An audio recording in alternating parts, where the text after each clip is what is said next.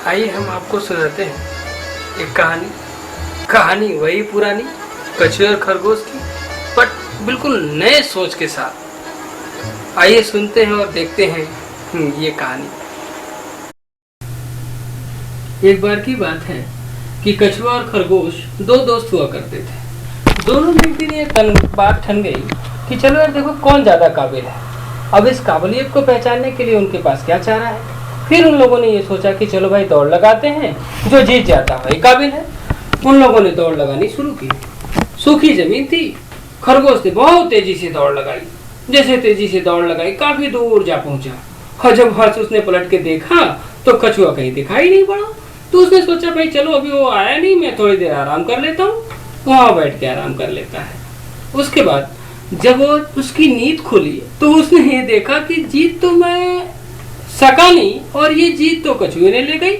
कछुआ जीत चुका था। इसके बाद अब इस कहानी से हम लोग ये कहानी पहले भी सुन चुके हैं, और ये कहानी से हमें क्या शिक्षा मिलती है कि धीरे चाल हो लेकिन कंटिन्यूअसली हो और अपने काम के प्रति सच्ची लगन हो तो जीत तो आपको मिलनी है। लेकिन अब हम नए वर्जन में आते हैं और कहानी हमारी अभी खत्म नहीं हुई। इस बार खरगोश जला जाता है, जलाता है और अपनी कमजोरियों को ढूंढता है।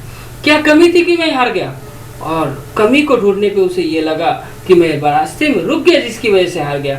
फिर जाता है और कछुए को चैलेंज करता है कि सुनो भाई एक बार और दौड़ लगाते हैं। कछुआ इस बात को मान लेता है और फिर उन दोनों ने दौड़ लगानी शुरू की। खरगोश लगातार बहुत तेजी से दौड़ता रहा और दौड़ के अपनी मंजिल पा गया। कछुआ हार गया। अब हमें क्या शिक्षा मिलती है?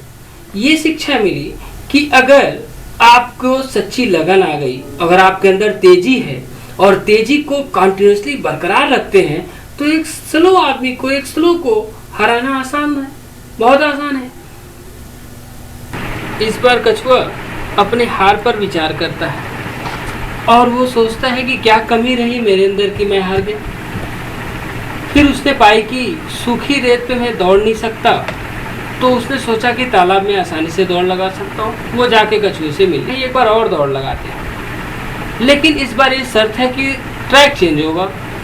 खरगोश आसानी से इस बात को मान लेता है और दोनों ने दौड़ लगानी शुरू की। सूखी रेत पे खरगोश बहुत तेजी से दौड़ता है, लेकिन जैसे आगे जाता है उसे तालाब दिखाई पड़ती है। तालाब पे रुक जाता है और रुक के विचार करने लगता है। तब तक कछुआ आता है और आसानी से तालाब में उतर जाता है और तालाब में धीरे धीरे तालाब में पार कर जाता है। उसके बाद वो अपनी मंजिल को पा जाता है। इस कहानी से हमें क्या शिक्षा मिलती है कि जो आपके अंदर हुनर हो, जो आपके अंदर काबिलियत हो, उसी काबिलियत के बेसिस पे आप किसी चैलेंज को स्वीकार करिए या चैलेंज करिए, तो आपकी जीत निश्चित होगी। लेकिन कहानी अभी भी समाप्त नहीं हुई। इस बार दोनों ने ये फैसला किया कि चलो अब फिर से दौड़ शुरू करते हैं, फिर दौड़ लगाते हैं। कुछ मेरे अंदर काबिलियत है, कुछ तुम्हारे अंदर काबिलियत है, इस लगानी शुरू की।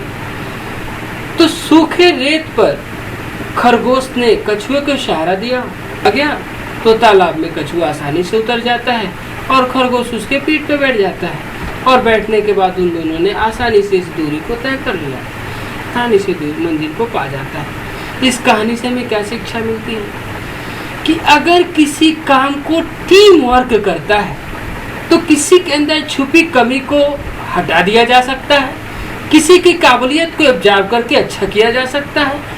तो कोई 19 कोई 20 होता है और इसको मर्ज करके एक अच्छा काम किया जा सकता है। ये सबसे बड़ी जीत होती है। तो team work is a good work, सबसे अच्छा काम होता है। बस, थैंक यू।